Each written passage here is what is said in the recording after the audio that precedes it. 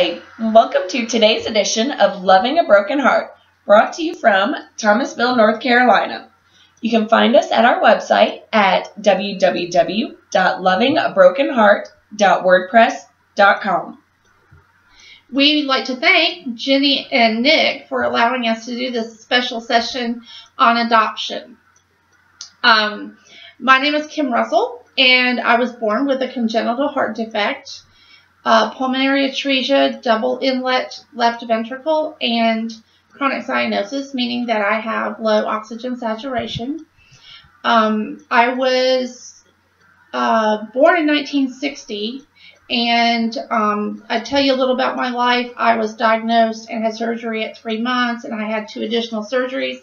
You may be familiar with my book. I won't go into more details because you can read it in there. But I would like to talk about specifically dating, marriage, and adoption. So my parents were always ones who would we were always open about my heart defect. There was never any big deal. I went to the doctor. I came home. And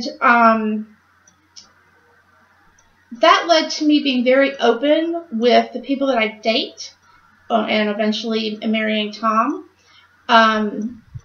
It was always open. I always told everybody that I knew. And so when I met Tom and I knew there was a possibility of getting married, I talked to him about that. And I just said, I want you to really think this through because we don't know what the future holds, as no CHD patient ever does. I don't know how long I'll live, and I cannot give birth. And so you need to think long and hard about that. And he said, I've already thought about all that. We discussed that before, and I'm fine with that. And I said, well, this is forever. And he said, this is forever.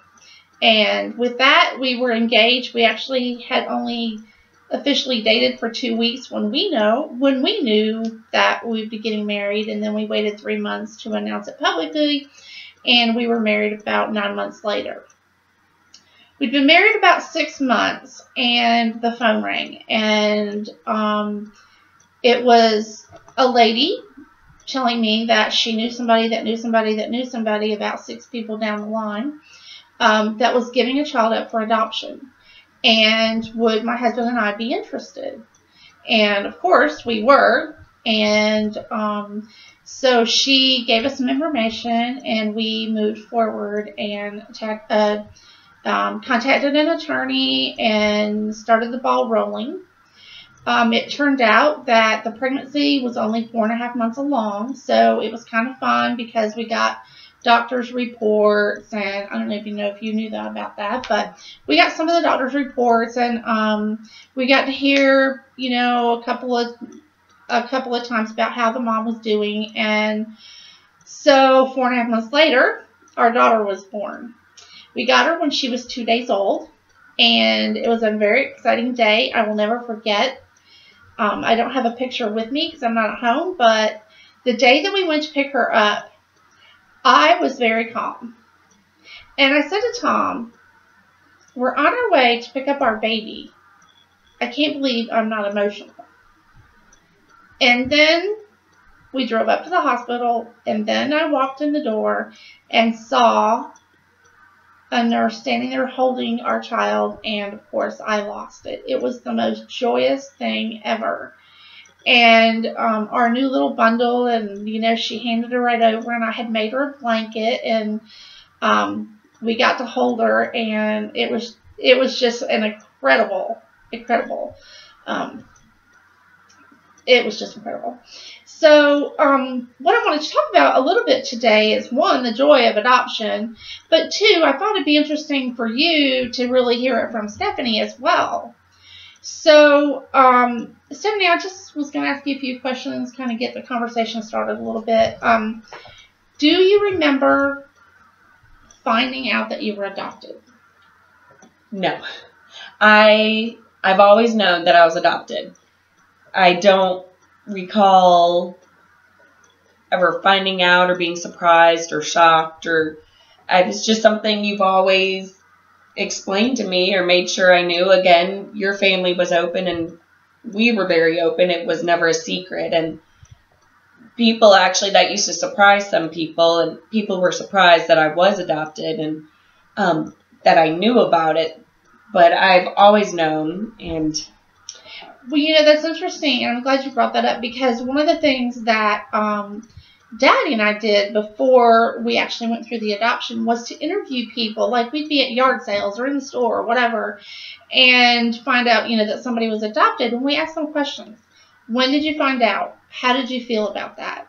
You know, what would you wish had been done differently? And without a doubt, everyone that was not told until they were older, you know, maybe between 16 and 25, were absolutely devastated and felt like they'd been living a lie all this time. Yes, yeah, I was never deceived, or, you know, and I never found a secret letter or, you know, a secret document. I've always known, and I've always been comfortable and always been able to ask questions and anything. So for me, it was normal. Like, I've had a very normal life, and I've always just, yeah. Well, it has always been open, and I really feel like that's been the right thing to do. I mean, we obviously, you know, kids that have lies told to them, you know, then their question is, well, what else did you lie to me about, and have to live in a world of deceit. But I will tell you that when Stephanie was about 5 or 6, we were riding in the car, and we were going to be going a long distance. So I wanted to check with her and just see, did she realize what adoption meant? Did she have the whole concept? And so we're riding in the car, and she's in the back seat. And I said, Stephanie, you know you're adopted, right? She said, yes, Mommy, I do. And I said, well, do you know what that means? And she said, no. And I said, well, that means that God wanted you in our family, but Mommy could not carry you in her tummy, so someone else did that for him and then brought you to us. And she's like, okay, well, when you're explaining that and you're new to adoption, of course, your fears are, what questions are they going to ask? How much should you tell them? How much should you not tell them at that time? And, you know, she only had one question, and it was it had really nothing to do with adoption at all. And she was on her way playing in the back seat, and it was no big deal. So I do think that was an important thing. But to go take that a little further, did you ever feel different, or like you were an outside family member? Or growing up, my dad has a very large family, and I did feel a little like an outsider. But I realize now it's because we moved away. We moved to Michigan when I was 5, and so I didn't know all my cousins and my aunts and uncles. But I think that was more because we moved away. Now, especially now that I'm older, I mean, I'm a Russell through and through. I may not have the blood, but I'm a Russell. That's, yeah. I do have a lot, no, I love my family, but I do have a lot more rhythm than the Russells. But other than that, I'm a Russell. And have you ever been in a circumstance that made you feel different, or, you know, have questions? Or no, like maybe when you were a teenager? I mean, when I wouldn't say I felt different, but when I was about 16 and curfews were just ridiculous, I do know, I remember I was with my friend Brittany, and we went into her bedroom, and we called the hospital so that I could find out who my birth mother was, because my adopted mother just didn't understand the rules of teenagers, and I couldn't have a curfew. So they wouldn't give me any information, but I just knew my birth mother she wouldn't put a curfew on me. I do remember one time you had said something about, you were a teenager, and you said something about calling DFACS because you thought you were abused. And so I don't remember that. Yeah, and you said, and I said, okay, but make sure you have your suitcase ready for when they come, and make sure you get into a good home, because when you do that, you have to go live somewhere else, and you never really know where that's going to be. And I think you were like, oh. Well, that doesn't sound good either, so I think I'll just hang out here. So, then that leads us a little bit to, have you ever looked for your family?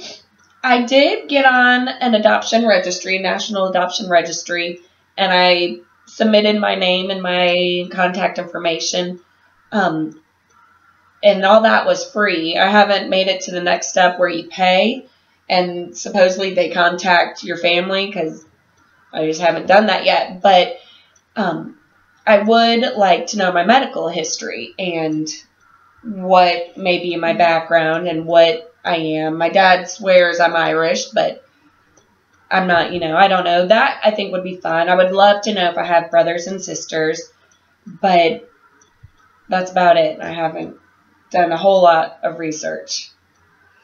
So, I can say that if she had said that 10 years ago, I think I would have been defensive about it, probably. I would never stop her. And, well, really, since she was 18 and came to a certain point in her life, I've encouraged it for her to find her birth family, because I feel like that's part of who she is also. But my thing, I'm not looking for a new family. Right. And that, my parents are my parents. I don't consider them adopted parents. They're my parents. I consider my birth mother. That's just what I call her.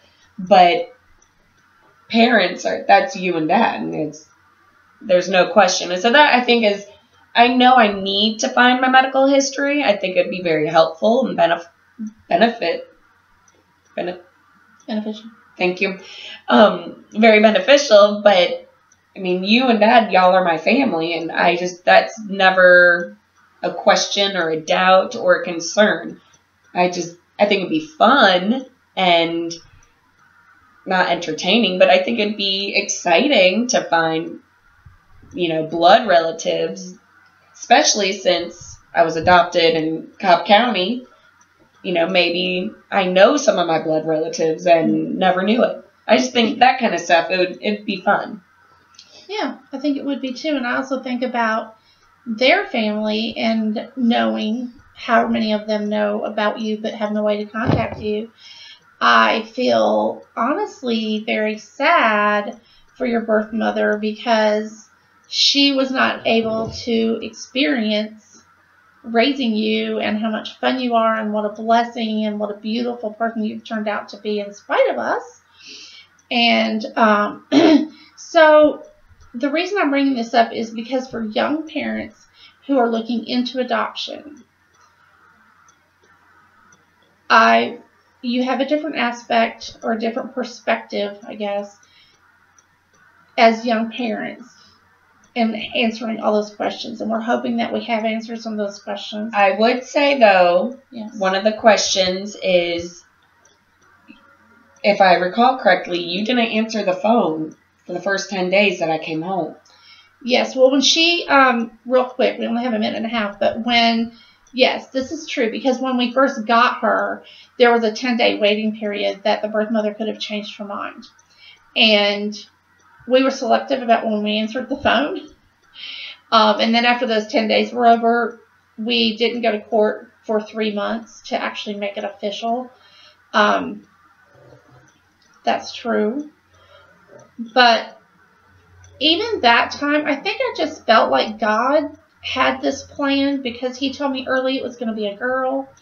She's a girl, and I just had the confidence in the Lord, and he gave me the strength.